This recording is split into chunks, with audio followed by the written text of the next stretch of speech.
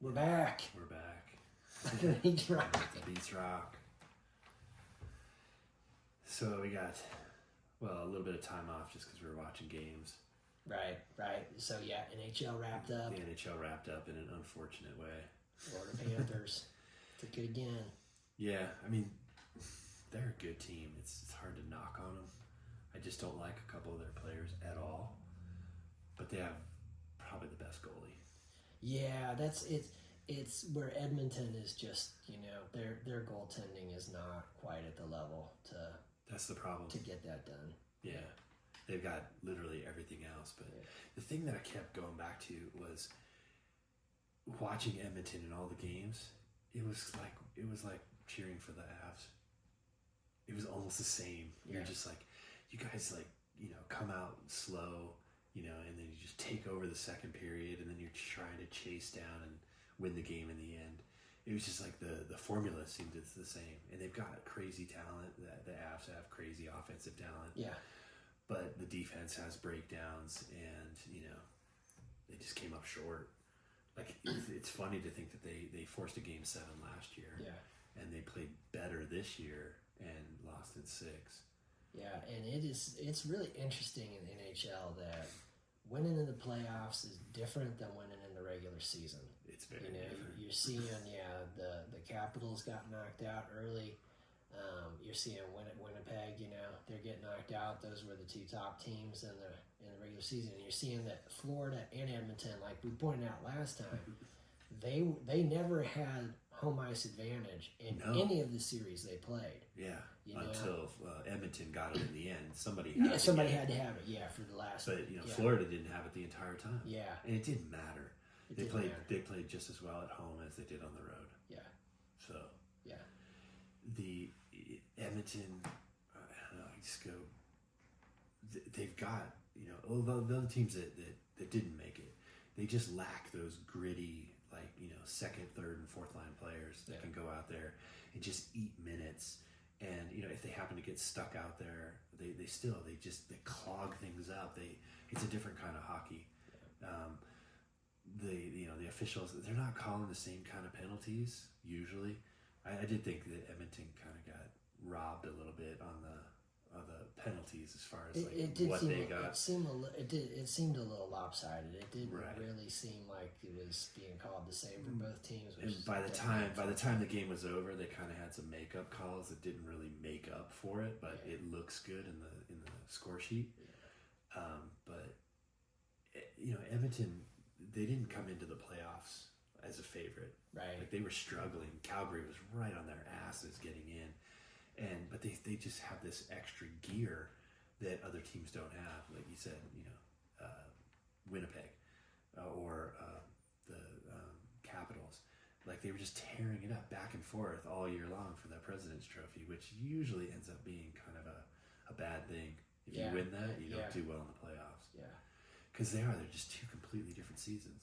Like Sam Bennett for Florida, that guy he's just a solid player, but in the playoffs he's money.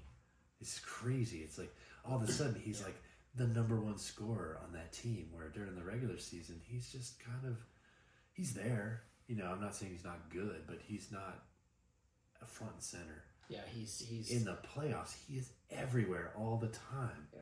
And you take him off that team, and they don't do nearly as well. Right. I think I'm not going to say they're not going to win, but they have a bunch of just those sticky kind of players that just you can't get rid of. Yeah. Marchand fits into there, and he's one of those dudes I don't like at all.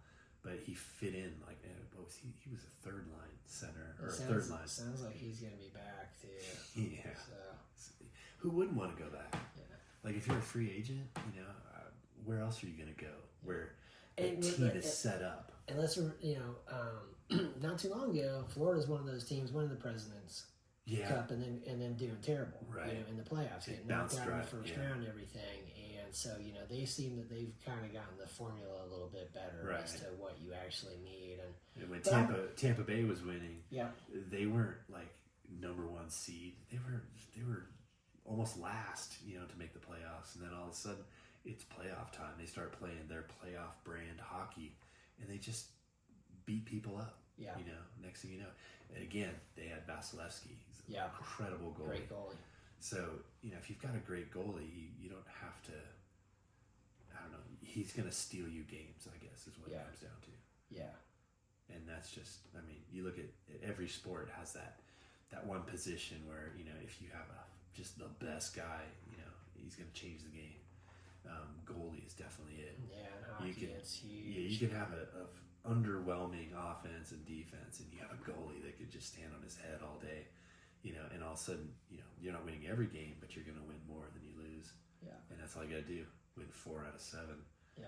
And so that guy can steal a game or two, and they've got it set up. They're strong. But I'm going to say this.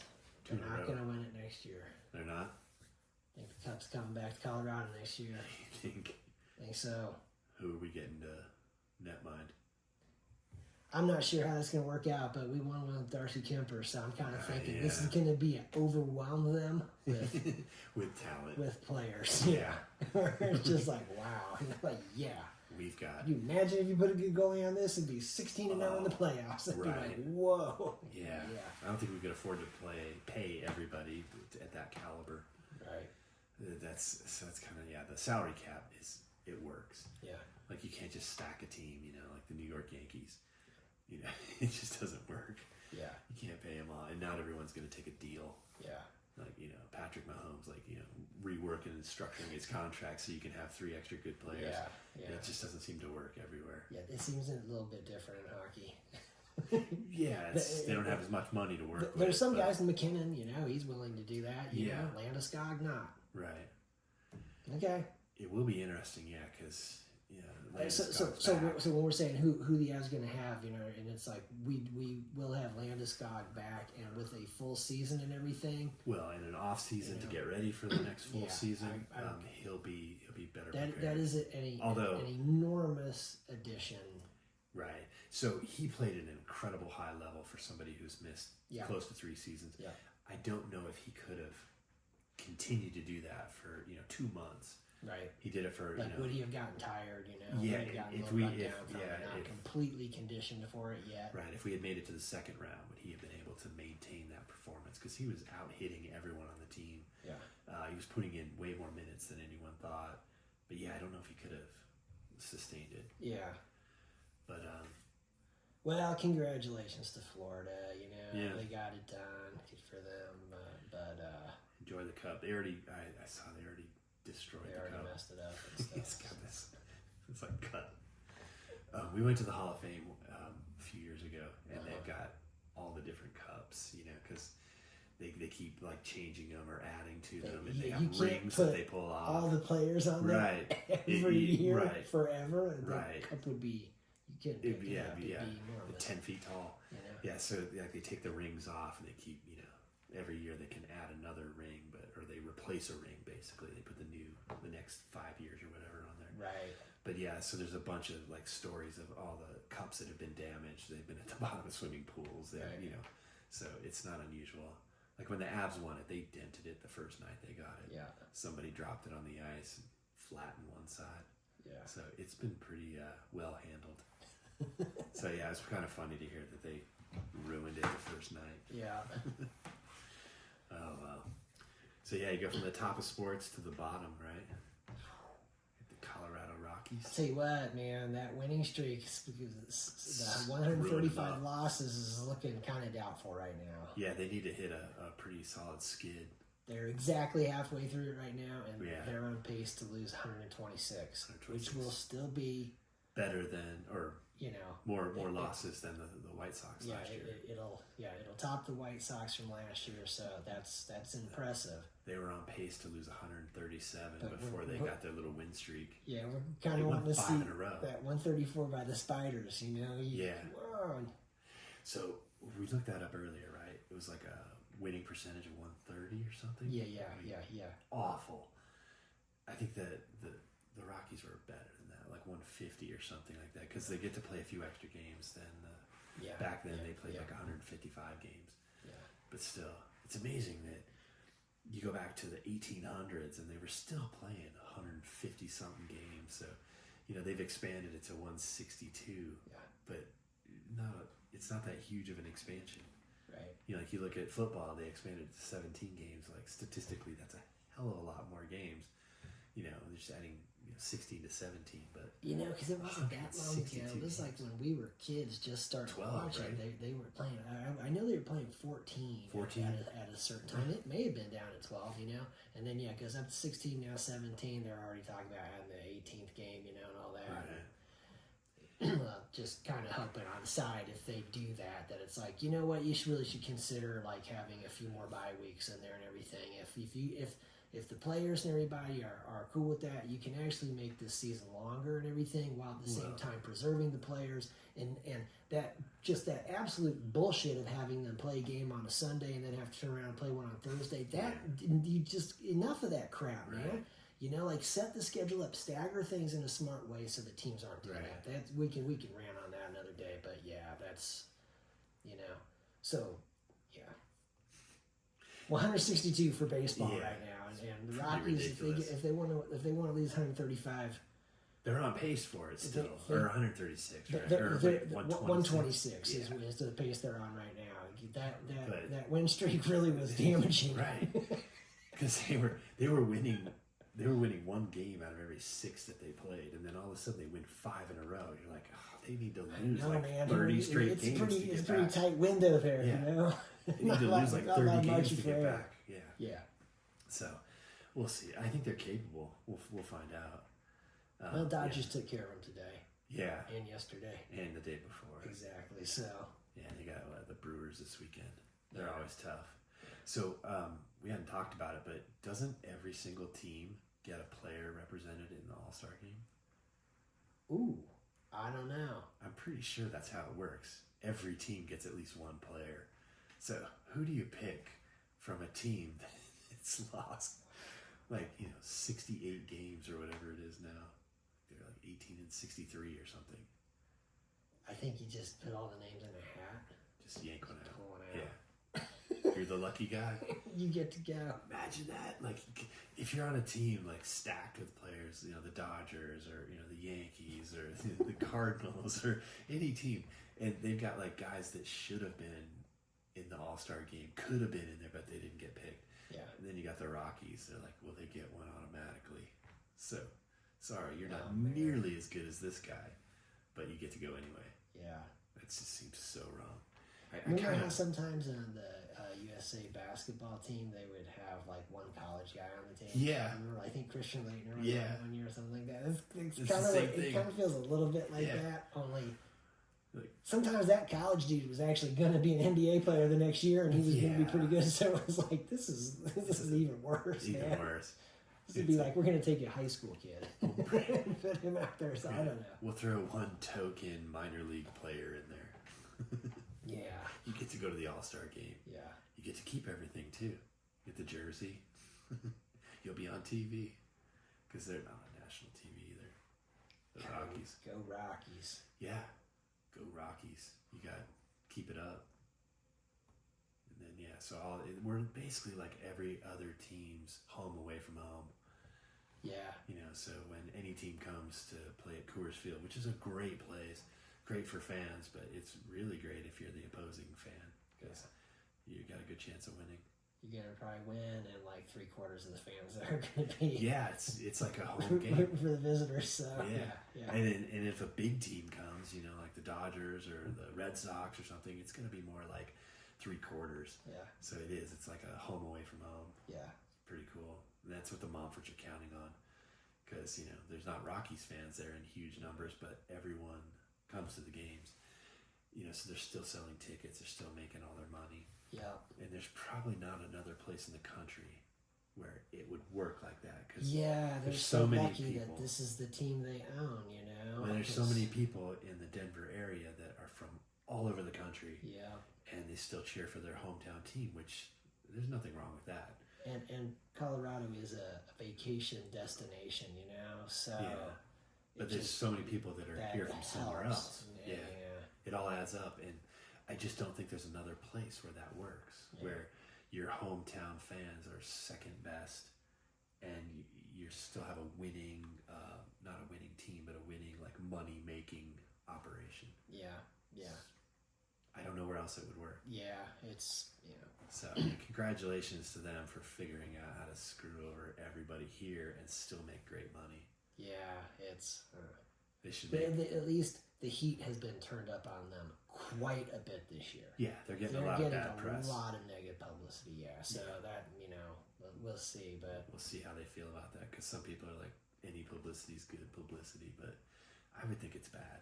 Yeah, to them, they, like we said, they're just counting the dollars and just like, hey man, the place is going to be about this full. So, that's the beauty of it. They're always 5th or 6th at the worst in attendance out of the whole league. Yeah, with a team that loses 100 games every year. It's ridiculous. So yeah, it's almost funny ridiculous now. It's like 135. 135. Well, even if they get like 122 or one more than the White Sox did last year, because last year they were like, this is going to last for like 25 years. This is a generational, like the worst team of a generation. It can't be the next year where it gets beat. Get a Rockies jersey. They end up losing 128 games this year. Get a Rockies jersey with 128. It looks like a referee's jersey with the 3 numbers. It's going to be triple digits for sure. I mean, they're over halfway to triple digits, and we just hit the midpoint of the season. They're going to hit that. Yeah. Oh, no doubt. They're on pace for the 126. They're already eliminated from the playoffs. I guess that's what we should just say. The over-under. Are the Rockies going to lose more than 126 or less than 126? I'm going to take the over. They're going to lose more than 126. You see, I don't want to say over and jinx them, and then they do better. I don't know. Take the under. Take the under. Take the under. Yeah, and jinx them. That way you'd be happy either right. way. If they lose less than you'd be like, yeah, you were right. And then they lose more than that, it's like, hey. I don't want to be right. Exactly. I want the record. The worst team that's ever played baseball. Like, how'd you like to be in that team photo? Bring your grandson over and be like, check out this picture. Yeah, I played in the majors. Worst Major League Baseball team ever, right here. And that's me. But you played in the majors. I did. We lost 132 games. It was awesome. And the stadium was packed every night. So we can go from losing like that to back to winning. Back to winning. Yeah, Toddy Pagacha. Yeah. Threw down. That kid. Dauphin. Yeah. He showed a tiny little chink in the armor. Maybe. Although or maybe was it just strategy? Because it's always a race to set yourself up for the tour. So, maybe he's not trying to show all of his cards. Or was it a chink? Well, you know what? Yeah. I think it was a chink in the armor. I'm not buying into so much the people saying like, oh, he was just, he was holding back or anything like that. I think basically... I don't think he holds back. No, I really think that what kind of happened here is that he's been very focused on the one-day races and everything that he's been doing. And I think he's been doing that for a reason, though, yeah. because he wants to win every single race exactly. at least one time. Yeah. The kind of Eddie Merckx style. Yeah, and so I don't think this is a physical weakness. That's right. That's not the chink in the armor. The chink in the armor is that the time trialing and everything, that is, you really need to have your equipment, your position dialed, worked out yeah. and everything. And I think that this to me, if Evenepoel and Vengo and these guys, if they think, oh, maybe I'm thinking like this does not bode well for you guys because now he saw that he has a little weakness here and everything, and I guarantee they have worked that out by the time the tour comes. He's not going to be. That's not going to happen in the tour. Right. It's on film. You can study it now. Yeah, exactly. And here's the thing: he weighs more than Evenepoel. Yes. He puts out more power than Evenepoel. Right. His power to weight is better than Evenepoel. He can outclimb Evenepoel. What he seems to need is motivation. Because, like when they keep interviewing him, he talks about being bored. So if all of a sudden he didn't do very well, you think that boredom's going to go away because he's going to have something to focus on. Oh yeah. So that weakness that maybe everyone sees isn't really he'll sort that completely out. And see now he knows. Like I have a feeling that they didn't completely quite know that this wasn't exactly worked out yet. Sure. Maybe and he hadn't spent, because Exactly. always He's doing see- the other, so he's not spending the time Right. being like, "Hey, man, let's make sure we get this dialed." And you always see the behind the scenes reports where they're talking about how many hours they spent in wind tunnels and like so. Right, he didn't spend any time or very little time compared to some of these Yeah, other he's been teams. doing some other stuff. So All now he kinds. got that weakness exposed. He Right. still came back and won the Dauphiné. Well, and it wasn't a horrible weakness. I think he got fifth.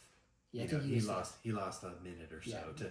to Mateo the Jorgensen reigning. beating him is something that is sort of like, okay, so if that's You know, happening, you got to yeah. fix that. But Evenepoel beating him. I mean, he's the reigning like Olympic champion, Yeah. world champion. It's not a surprise. Like he probably should have won it anyway. It was the minute and a half or 20 or whatever it was. Yeah. That was kind of And so the surprising part. Yeah, so yeah, to me, yeah, the way I'm looking at it is that the fact that he can outclimb Evenepoel and that Anytime he weighs more, so it's like Right. his power to weight is better. Plus, he puts out more absolute power than Yeah. Evenepoel does. So how is he able to beat him in a time trial? It's like because his power to drag in that where the aerodynamics come in really big at the higher speeds like that it's just like Evenepoel is the most aerodynamic guy out there and everything, and so it shows. But Pogacar to be like, okay, so all of a sudden Vingegaard beats him, Mateo Jorgensen beats him, and I Right. can't remember who the other guy was, but with that going on, it says to me like, hey man, you gotta work your position out a little bit. You know what I mean? Right. Like we know you can put out the power and everything, but there's and maybe it's like a little bit of like maybe in that position he's in right now, he's not quite putting out as much power. But to me, it just looks like that. In that It was a short course too. Yeah. So he didn't have a lot of time to like stretch it out and get comfortable and was it like 20 minutes? Yeah, something like that. Pretty quick. So I just suspect, that it's. I think it's a chink too. I don't think he was. No, I don't think he was playing with him. I don't think he was holding back. I don't think he has that play in his playbook. Yeah. I don't think he like. He's not giving away any gifts. Yeah, I think when the race flag drops, he is in every time. Yeah. Like he wants to win every day, whatever. Because they're always talking about, well, save some crumbs for the other guys. Like he wants to win every intermediate sprints. Yeah, he wants to win everything, and no knocking on to him. win the race. Right.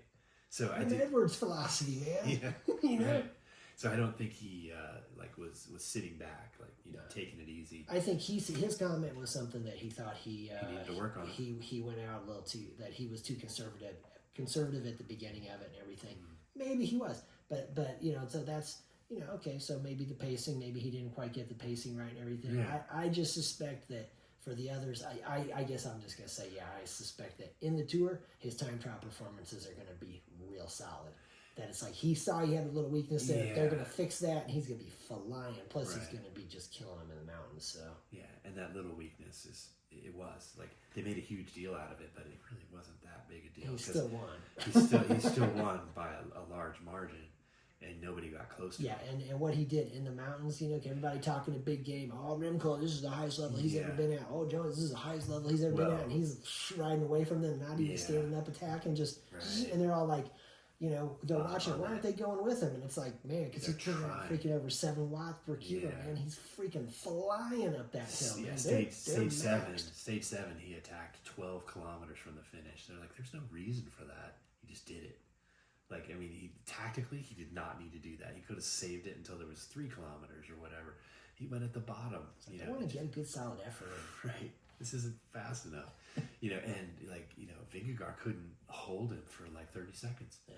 He managed to keep the gap at 15 to 30 seconds, and then the last kilometer you just saw him sit up, like Pogacar. He just looked like when he crossed the finish line, he just looked refreshed. Like, this was awesome. I won. He's smiling.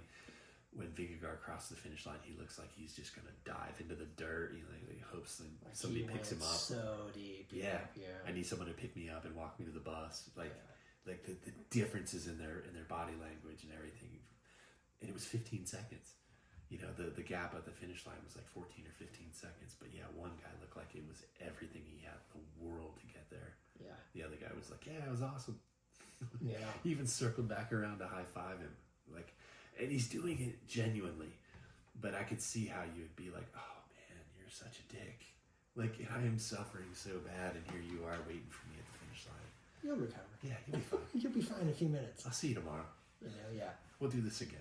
And then the Tour de Suisse, Yeah. Almeida won that, and oh my God, it just shows the difference. Remember Juan Ayuso last year, where it's basically just like, I'm kind of free to, win stages and go for the GC a little bit and all this and everything. He wouldn't work with Almeida. Yeah, wouldn't work with anybody. Yeah, and then Almeida, when he comes out today, there because Almeida has been racing awesome this year. He's won three stage races so far, and his performance in this, people are thinking like he finished fourth in the Tour last year. And they're asking him like, hey, what do you think about podium and everything? Do you think you get on the podium? And he's like, that would be great and everything. He said, but I'm riding like 100% in support of Tadej Pogacar to win this race. Right. He said there is no pressure on me at all to get any kind of results like that. Like we are here to work for him to win it. And I'm just thinking like, there you go, man. Why don't you got to listen to this, man? Right. Or don't. Or don't. And guess what? I'm thinking that dude's just not destined to be on UAE for much longer because after what happened last year at the Tour, to see how his Giro went and everything, you can just sort of see like, hey, man, it's not just that you weren't. It's like, what use is he to the team? He's not winning the races, and he's not helping the leaders win the races. No. So yeah, he's not helping. Yeah. And he's not running back to the cars and getting like 30 bottles and bringing them up either. So yeah, he's just not helpful. Yeah. And then you have Del Toro, who's younger than him, and he's already surpassing him. So yeah, his days look like they're numbered. Yeah. And just think too, they'll have Adam Yates in the Tour. So it's like, because everybody, Visma and all this, and it's just like, that UAE team is real solid, man. They are going to be very freaking strong. And they've got the man, so, But, Jumbo, or their Visma lab, they're stacked, too. Yeah.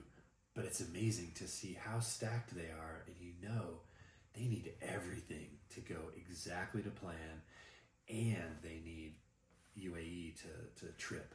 They need Pogacar to somehow mess up, have a bad day. The one nice thing they have is that whole Wout Van Aert situation of being able to get him up in a mood early and think, okay, after that you got Sepp Kuss, Jorgensen. You've got Simon Yates, and you've got Jorgensen. So it's like they got a real solid group of climbers there and everything, and thinking you have those guys helping, and then you got to Wout Van Aert to get up in that mood and everything. And what we saw with Simon Yates, winning the Giro on that one stage, and everything, where when Del Toro and Carapaz, Del Toro, I think that that Del Toro was really. He was maxed. Dude, you're wearing the jersey, man. You got to do the work, man. You've got to. We've talked about it a little bit too with the bans and everything, from all the drug use and previous, generations. Some of the tactics. There's sort of there's like this tactical gap, like where people don't seem to understand, like this is what you do in this situation. You don't if there's a break up the road, you don't just decide to go up the road and join them and take two people with you. There's weirdness where some tactics. And to think that basically what happened because of that is to think of those three, Simon Yates was the weakest. These three are all super great, but he was the weakest of those three, and he wins because these guys don't tactically know how to handle this situation. Right. It's just like, dude, you just got to shut this down immediately. Well, just don't let it go. I think Carapaz tried to shut it down, but he couldn't do it by himself because once Yates got ahead of him, and then he joined with Wout Van Aert, who had dropped out of the. Oh, by that point, it was out of hand. It was too late. Yeah. But I think that Carapaz recognized it, tried to do something, and Del Toro was just like, "Nope, I'm not working with you." And then I don't know, did they just not communicate it? It doesn't seem like you need, the super guru tactic guy to figure that one out. It seems a really simple one. Exactly, it seems so obvious that it's just like Del Toro. The way that you play your cards in this situation is, as long as the three of you are together, you're under no obligation to go in the front work. You've got the jersey; they have to attack you. Once that attack happens, you got to close that down. You have to. And they give you have the most to lose, man. And they have the motorcycle there with the chalkboard, with the time gaps. So he knows. Even if his radios are dead, he knows. And so I don't know. Maybe that's one of those things that like redefines or refocuses the rest of his career to know that he had a win in a grand tour and he just screwed up one day. Yeah, tactically very poor. Yeah, terrible. Yeah. I mean, he finished on the podium, right? Yes. Yeah, I think he still finished second. Yeah. You know, but I mean, second was third. Yeah, second when you should have had first. Yeah.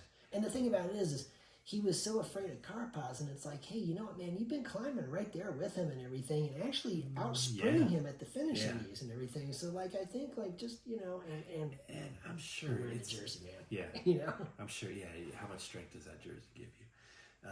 But like, think too, like, it's 20 days, 20 stages. You know, I'm sure he was thinking, you know, this is a long time. Like, I haven't raced this far.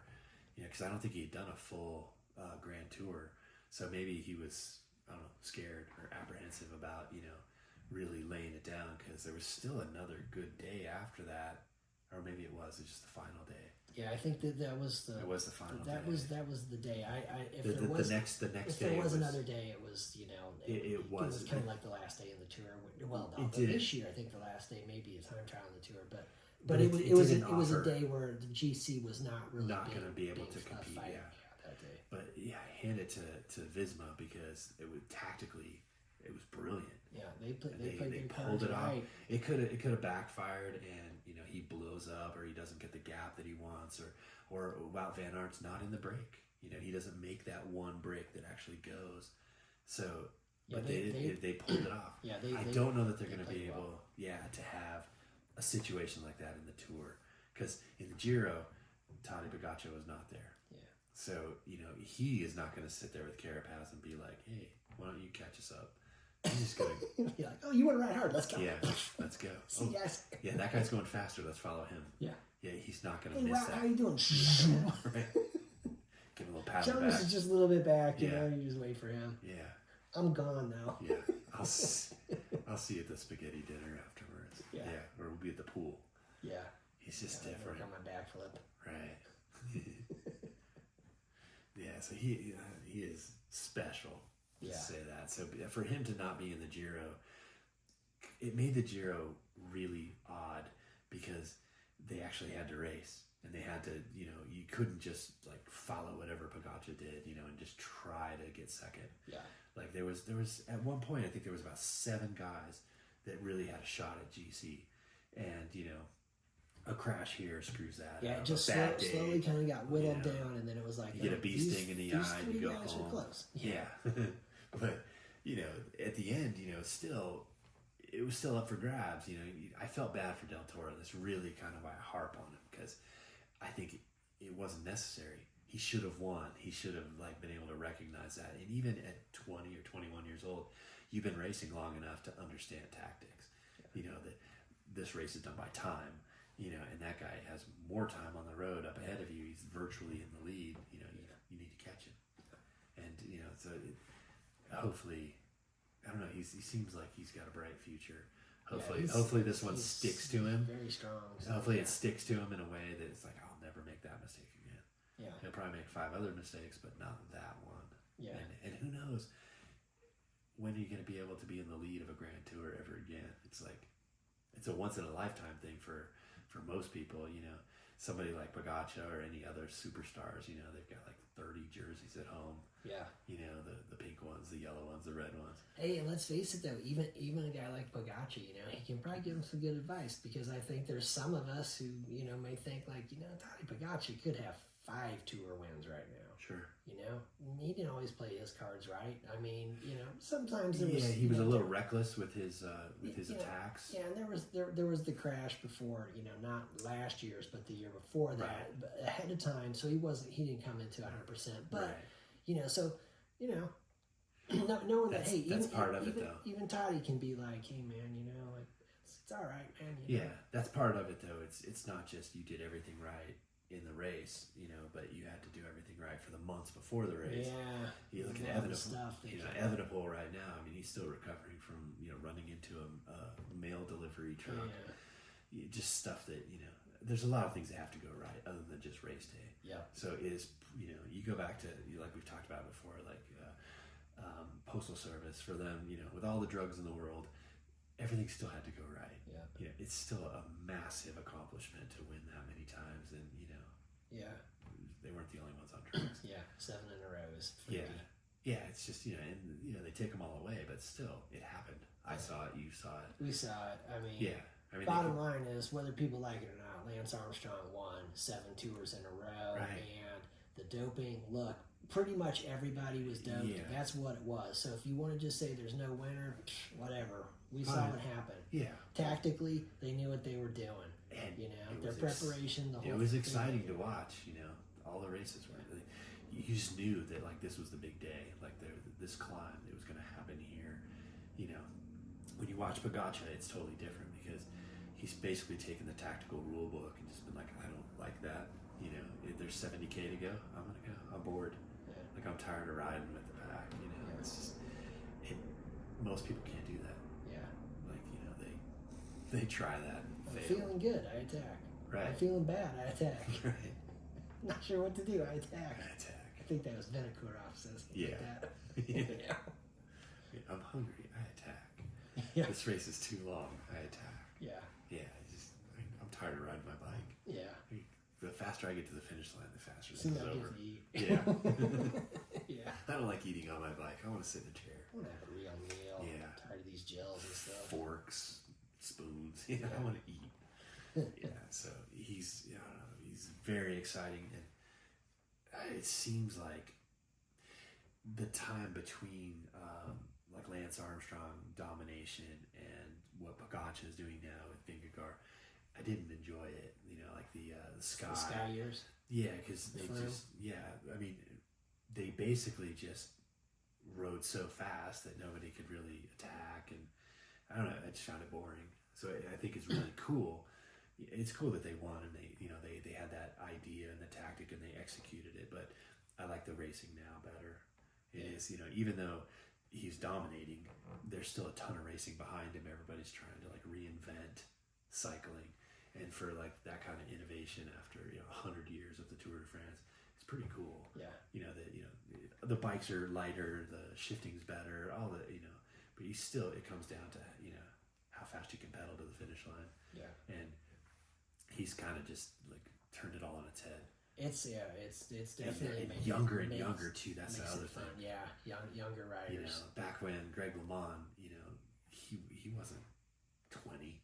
He was mid-20s when he got his shot. Or he earned his shot. It wasn't like they gave Yeah, it he to him. definitely earned it. Yeah. And then they still tried to. They still try to take it away from him.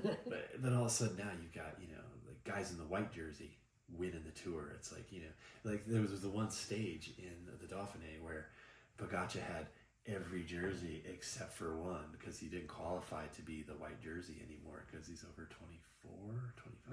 Right. But like 2 years ago he would have had all 4 jerseys. Like at the end, like when they do the podium, Yeah. it's like he's just walking up and down the stairs for like 30 minutes because he's getting a new jersey. Yeah, oh, I got a new stuffed animal. Got Like, yellow. I got white. Yeah. I got a green one now. I'm gonna wear the pink one today. You can have this one, and you can have that one. It's ridiculous. Yeah. For young riders to make such a big impact on the sport, like where it just didn't happen before. Yeah. You had to be quite a bit older for either you got your shot or I don't know. Maybe it's just because they're starting earlier. Whatever it is, it's Right. kind of cool. So you're not having to wait for so long for all these riders to come up. All of a sudden, it's just there. Yep. Every year, you're like, oh my God, look at that dude. Like, he could really do something. Yeah. They all have an opportunity. Yep. So the Tour coming up, though, I'd like to see Visma do something, but they're really going to have to hope that something bad happens to UAE because I don't think it's going to happen otherwise. Yeah, it might be closer than last year. I think it could be closer, Yeah.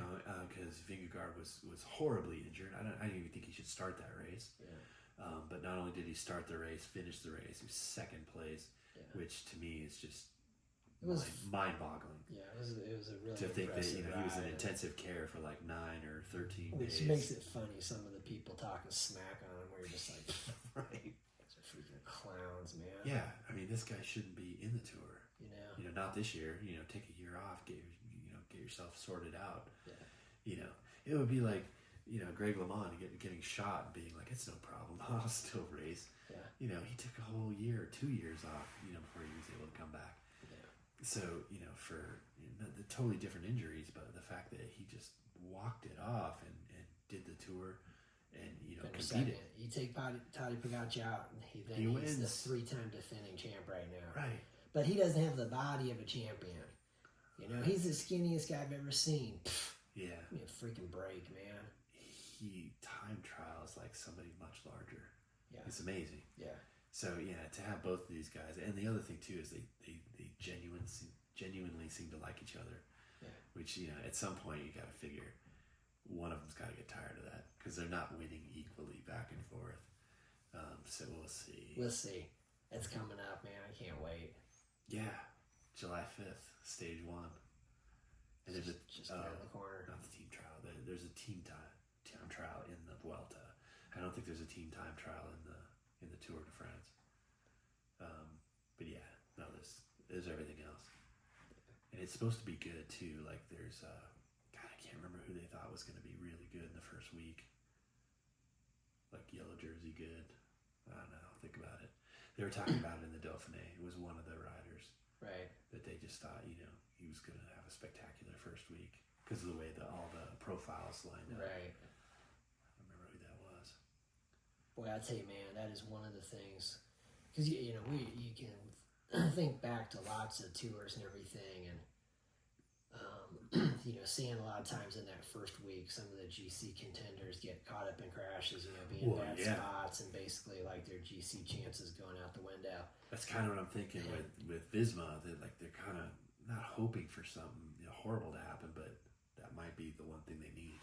It's crazy, though, because I just look at Pogacar and just think, that dude moves through the peloton so effortlessly. Oh, my God, he just, he's in a good spot almost all the time. Yeah. And so his movement through that is, Evenepoel is the opposite. Yeah, He's exactly. So it's when you look at this first week, it'd be like, I think he probably is the guy that you to be more worried about. Where it's just like, yeah, man, like you can't be in a bad spot, man. No, because like in the Dauphiné, there was the big attack, and Evenepoel bridged his way back up to it, on stage 1. And, like, he had no business closing that gap. I know who it is. It's Vanderpool. Vanderpool. Yeah, he's going to do the Tour de France. And based on all the profiles for the first week, like, he has a really good shot at winning some stages. Maybe have a shot to wear yellow for wear yellow for, like 4, 5, 6, 7 days maybe before they get to the mountains. Right. So that's who it was. And he's an impressive rider, too, because in the Dauphiné, he didn't win the green jersey. Oh, he may have beaten Pogacar. That's Vanderpool maybe. It maybe was Evenepoel, Vingegaard. Oh, on the time trial. Yeah, yes. He was. Yeah, Jorgensen and Vanderpool, and then Pogacar. Yeah. So he's impressive. He's pretty much sticking to one-day classics, the smaller races, but he's done very, very well. Yeah, and. I know he's still trying to do some mountain bike things, but when he broke his wrist, he broke his wrist like 10 days before the Dauphiné, which, obviously it wasn't like the kind of break that, immobilizes your hand, but like still painful. Yeah. And for him to like fight through that and still have a pretty impressive race, because he's mean. He's just like a diesel powered, tractor trailer. He just goes and if he gets off, he can stay there. Yeah. Like he's time trialing machine. Yeah. So, but yeah, for someone like we were saying, Evenepoel, who doesn't seem to position himself very well in the peloton. Vingegaard, he does fine. Pogacar, he could go from the back to the front to the back anytime he wants. It's just like he slithers through it, freaking like no problem. Right. Man. This is just easy. It's like, man, it's not easy. It's not how it works. Especially they're gutter to gutter, and he just right through. Next thing you know, he's on like third wheel in the front. You're like, how? Yeah. And you can find him because of the rainbow jersey this year, where in the past it was a little harder to find him, but not much. It's funny too, because you look at really some of the really great dudes, and they had that like Indurain never positioned poorly. Right. Tony Rominger struggled with it. Yeah. And then Indurain would realize he was in a bad spot. He'd go in the front, he'd freaking hammer, and all of a sudden Rominger's gone. And it's just like, there you go, man. And he'd spend the rest of the day trying to catch up, and then all of a sudden it's like, oh man, I'm 3 minutes down. Yeah. Just think, there was that one mountain day where that all happened, and then there was also that flat stage where Johan Brunel freaking was on Indurain's wheel the whole way, and everything. And Brunel got the win, but Indurain was the real winner of the day. He took a ton of time out of Rominger, and then he freaking destroyed everybody in the time trial the next day. And he could care less about winning the stage. Exactly. Just like, yellow. Yeah. And, there's a lot of guys that are just like right there. They stay well positioned all the time. I think Armstrong had it too. Armstrong was too. He was positioned well all the time, and just like, man, and knowing, like, even on, like, you can look at some profiles and be like, oh, this should be a pretty easy day, not really a juicy day and everything. It's like, tell you what, man, though, if there's some freaking brutal crosswinds out there and everything, and you're in a bad spot, man, you know what? Separated. It can split that sucker up and everything, and you're like, you're super strong, but you're in a bad spot, man, and everything. You're not in that group, and so you better hope that the road's turning and you're going back into a headwind and everything, and all that freaking slows down, comes back together and stuff, But I think it's the positioning. You can screw yourself. It's important. Badly, or just poorly timed feed stations and stuff like that. If you attack, they know how to do it, right? If they've got the race profile weeks and months in advance, they can kind of scout that out. This is the best place to do it. Whether it actually plays out that way on the day of the race is totally different, but that's why you throw watch his cards down in some kind of strange order that messes everybody up. Right. There's 60K from the finish. I'm going by myself. Good luck.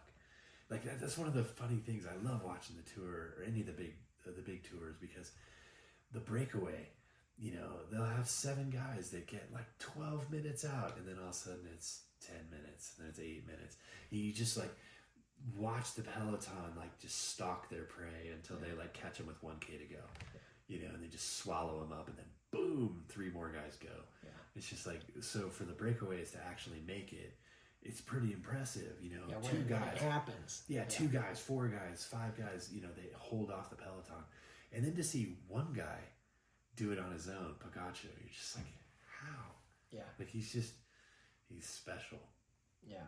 It's pretty crazy. It is. So he can make any stage. A stage that doesn't look particularly difficult, doesn't look like a GC stage.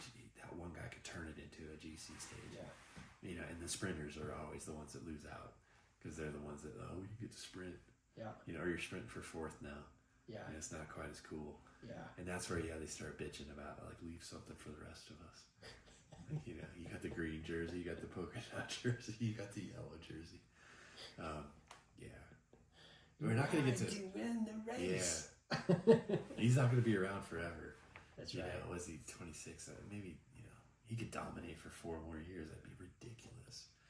But then, you've got all these people chasing him, and they just seem to be getting better and younger and coming up behind him. So he's still got the Vuelta. He hasn't won the Vuelta. Milan San Remo. Yeah, that's the other one. I don't think he's going to win that one. And then Paris-Roubaix. Yeah. I think those are the 3 between. Those are the 3 that he hasn't pulled in. Between the classics, the monuments, and the Grand Tours. I think those are the 3 that and then the Vuelta. I mean, we'll see. He could win that this year. That's he could get that. The Milan San Remo is a race I don't know if he can win unless he attacks from the opening gun. Like it looks like it may just. It's just not hard. It's not hard enough. Too easy. Yeah. When a guy like Filippo Ganna, he couldn't drop him on the climb. Yeah. He's a big guy. He's a sprinter, and he couldn't get away from him. Yeah. He ended up finishing 3rd. Yeah. It's like, and Vanderpool's the other guy. So I just don't think that race is hard enough. Which is funny, right? They should all be hard enough, but like he's just such an impressive climber that it's not steep enough for him to drop those guys. Not quite. Yeah. I literally think that like from the opening gun, he would have to attack and just ride the whole thing by himself. Yeah, it would make me wonder, because he does have a very impressive acceleration sprint, and it's almost a little bit like, you know what, man, if you get into that move with those 3 guys again, with those other 2 and everything, like, don't work. Don't, you're pulling through and everything and helping, but don't be like the main engine that's pushing this along and everything. Like, just kind of soft pedal your way basically from the front, be like, no, I want to win this freaking sprint at the end of this time. And these guys are going to be super hard to beat, but his acceleration is so that makes me think, I think he could potentially do it. It's unlikely. Well, Vanderpool. The only time I've seen him do it was at the first stage of the Dauphiné, where he out-sprinted Vanderpool, and he obviously out-sprinted Evenepoel and Vingegaard. Yeah. And there was somebody else in there. There was a fifth guy, I think, that just was the beneficiary of being in the right spot at the right time. Right. But he did out-sprint all of those guys. Yeah. And what's his name? Vanderpool had it set up pretty much. He had done too much work. But still, he was in the right spot, and he had executed it, but he couldn't pull it off. Right. So maybe he could. Maybe he's learned that from doing all the 1 days and 3 day races.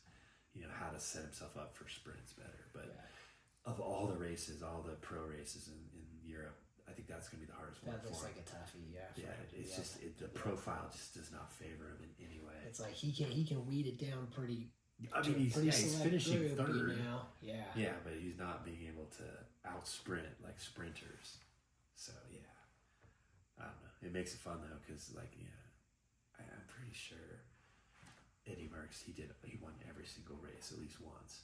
So I think that's the thing. Yeah. And then he also I don't know what the full on race schedule is. Every race he's trying to win. Right. It seems like there's only a couple that he hasn't, but I don't know if you're counting some of the world races and whatnot. But yeah, I think it's really just those are the three left. Because I think it's you got the Grand Tours, and then you got some classics and the monuments, like Roubaix and stuff, and it's like he's pretty much got it down to the three, right? And he's been on the podium of all those races. He hasn't won them. Yeah, I don't think he's been on the podium for the Vuelta.